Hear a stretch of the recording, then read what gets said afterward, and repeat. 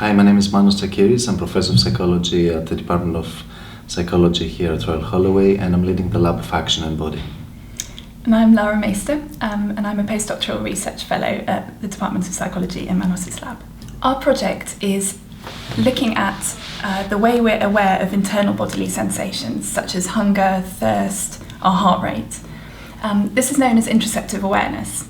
We know a lot about it in adults, so we know that it plays an important role in a wide range of things in terms of how we process the world. In particular, it controls our emotional processing, our decision making, and also aspects of social cognition. So first we want to investigate whether babies are aware of these sensations and at what ages.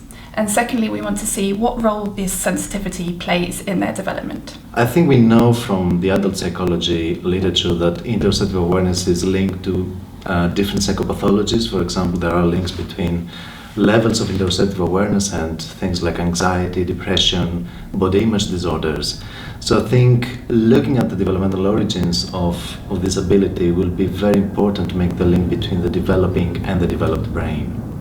I think for infants particularly a focus is self-regulation. So infants need to detect their internal bodily sensations in order to regulate, for example, their feeding. They need to detect when they're full to stop feeding. They also need to detect when they're anxious or stressed to initiate self-soothing behaviours, for example, like sucking their thumb or averting their gaze from something they don't like to look at. And also with self-regulation, it's known that problems in self-regulation in infancy has negative impact on psychological disorders, things like that, later in life. So this would be a really important focus for us.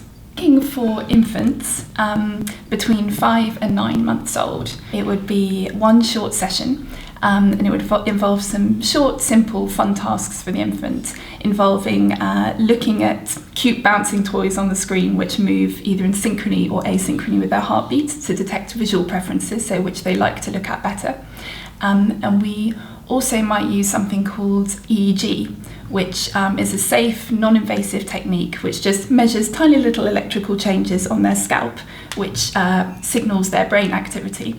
And that will involve just attaching a little hat on them and some gel, and then we'll be observing how their brains work when they're looking at various pictures. If anyone is interested in their baby participating, please email us and we can send you more information. We are running constantly studies on interoceptive awareness in adults, so again you can get in touch with us and see if you want to participate in one of our experiments.